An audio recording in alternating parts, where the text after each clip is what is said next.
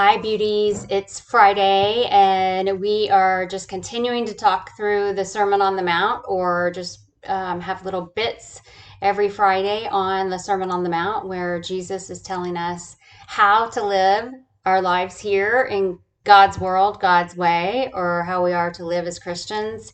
And again, it's just part of preparing for the conference in September and some of the things that have come up, that this just felt important, that as we really understand how important it is to know what God tells us about himself in the word, what he tells us about ourselves in the word, and how he tells us to live our lives.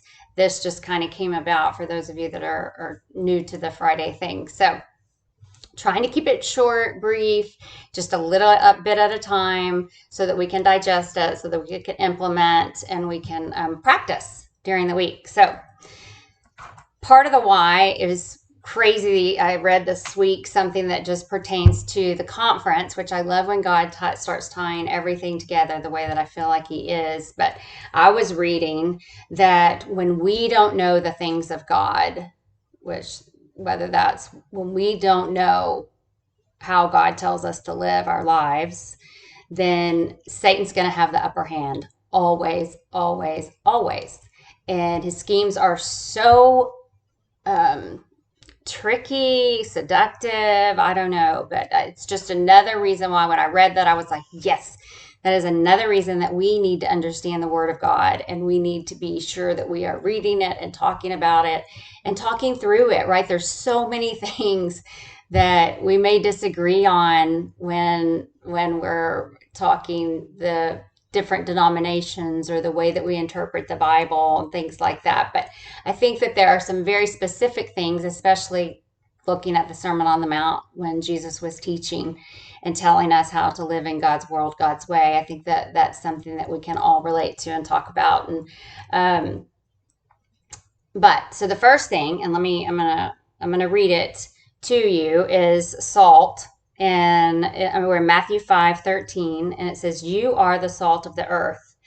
But if salt loses its saltiness, how can it be made salty again? It is no longer good for anything except to be thrown out and trampled underfoot."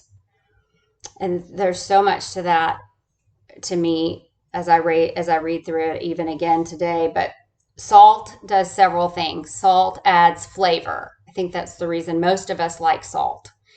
Um, but again, you can put too much salt on your food and it tastes horrible. You can also have food that has absolutely no flavor or salt.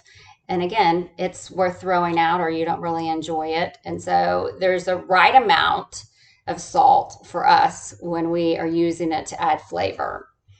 Salt creates thirst, which I love thinking about this, is that we should do the same thing as we are going to be the salt of the earth in our walk, in our daily lives, and around our families and our friends and our coworkers. Then hopefully there's something about us that does make people around us or that hang out with us have a thirst or want to get to know Jesus or to understand where you get your faith from or your hope from or your peace in the midst of crisis. And so I love that about salt. If we think about salt, for the most part, especially in biblical times, it was a very, very rare, not rare, precious commodity. I read this week that Roman soldiers were often paid in salt, which is where we get the phrase "worth your salt" from. But it was very important. There was no refrigeration. There was no way to keep food or meat from decaying. And so salt was used at that time to preserve, right? And to keep things from decaying. It's very interesting that even today, that made sense back then when Jesus was talking to his followers, but even more so today, almost, I think, when you think about the importance of the preserving influence of the church and of Christians and how that is supposed to be playing out right now. If you look back in history, when we have had a strong Christian influence in this country, and when we have been about God in this country, then we have stood stronger. We have had more peace than we have right now. And I just believe that influence, that preserving influence of Christianity is huge for our world and our times and our country right now. So I loved that. Light is the next verse, and it is, "You are the light of the world. A town built on a hill cannot be hidden. Neither do people light a lamp and put it under a bowl. Instead, they put it on its stand, and it gives light to everyone in the house.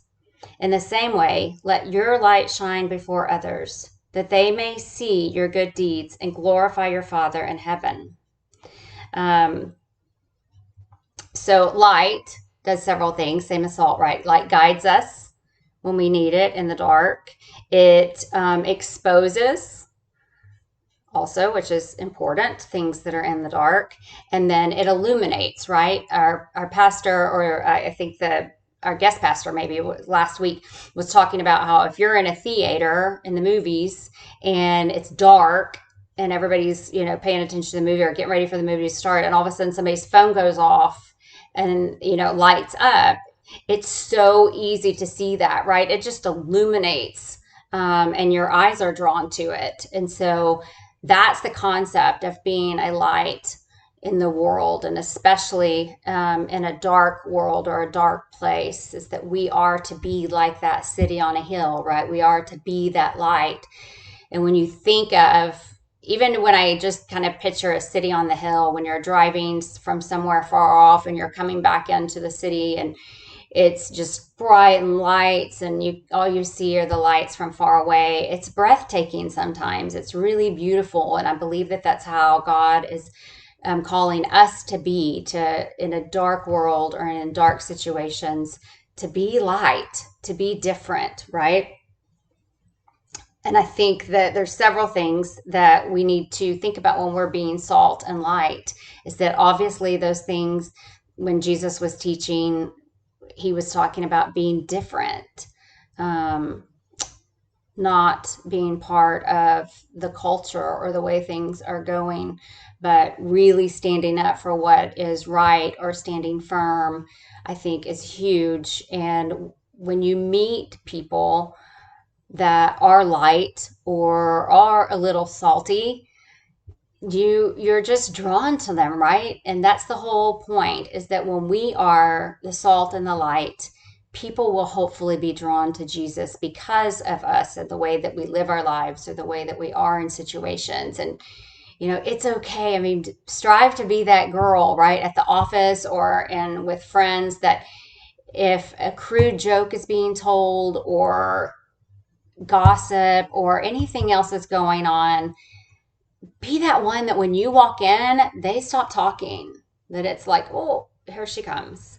That's what we want to be. And that's hard. It's hard to be that in today's culture, when we have such a desire to be loved and liked and all of those things and accepted. And so it's tough, but it's what we're called to do, to be salt and light. And I just think that women that have that and are just beautiful. I think they're beautiful to watch. They're beautiful to sit with. And I just want to encourage all of us to remember that when it's hard, especially when it's hard, continue to be the salt and the light. So that is it. We kept it under 10 minutes. Yay, us. Next week, I'm sorry, we're just talking about the fulfillment of the law. We're starting at Matthew 17 and just going through Matthew 17 through 20. So read that this week. If you can jump into a commentary and dig a little deeper, do that. Other than that, that's it. Let's just continue to try to live in God's world, God's way. Love you guys, and I hope you have a great weekend.